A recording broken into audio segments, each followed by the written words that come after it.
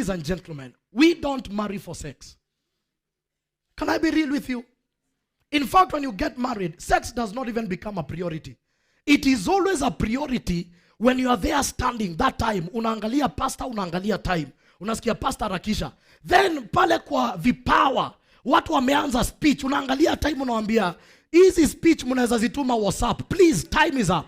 After honeymoon is over, sex does not become a priority. You need a person you can talk, sit down, share life together. The reason why people add weight is not food. No one eats like a bachelor. I was one.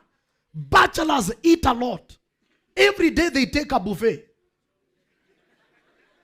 Samosa, chipo mwitu, motura, mahindi choma, na pale anamalizia na supu. Daily. And you have never increased. And then you get married and then, bush, potholes in Aisha. It is not food. It is because you have someone you can talk to. The reason why you guys are thin is because you walk in your house talking to yourself. Hey. Yeah. When I get in my house, I talk to someone. And she may not give me what I want, but that audience is very powerful. And I feel the weight is taken out because an issue shared is half solved. So intellectual. There is also crisis, intimacy. Things happen in life. People lose jobs. That's why you can't look for a financially stable person. Jobs go. In this COVID, there are people who lost their jobs. You can imagine if you got married because of a job. When I got married, I was in full-time ministry.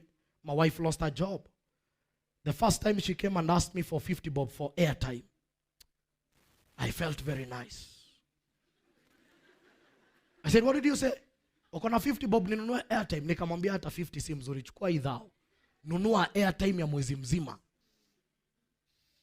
And we began now to go through a cafes where money had escaped from us. And we had real conversations. It is easy to love someone because someone says finances always increase romance. But if you went there for the money, money comes and goes. Are we together? That's why you need to love a person for who they are. And every marriage will always go through a crisis.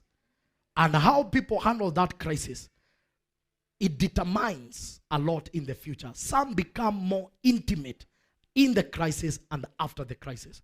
Because a crisis makes us vulnerable and makes us have conversation we couldn't have before. When we are doing marriage counseling, and even when people come to my office and tell me, Pasi, we are dating, I always tell them, I pray for conflict in the name of Jesus. Because until there is a crisis or conflict, you will never know who a person is. Wisdom dictates that a dog is a pet. Until you step on its tail, that's when you know it's a beast. Personality is confessed. But real personality is always known when it's expressed. What do I mean? Kuna mtu anakuambianga, mimi hata sikuangi mbaya sana. Hata zinanga hasira. Siku moja ana jam 52-inch screen. Kwanza inarushiwa remote. Na nakwambia hata sija jam na na vibrate. And then unajiuliza, do I have the grace? Na haja jam. Na TV imevunjika. Na vitu zote za glasi kwa nyumba. The other one is financial.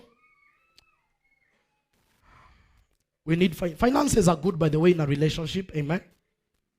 Are you getting it? And I'll tell you, this is the wisdom of finances. If you have 10 bob and you're married, in the budget of 10 bob, include your wife. Make sure in every level of your finance, she's part of your budget. Because the higher you go in handling money, the more expenses you attract. So if she was not a priority when you had 10 bob, she will not be a priority when you have a million.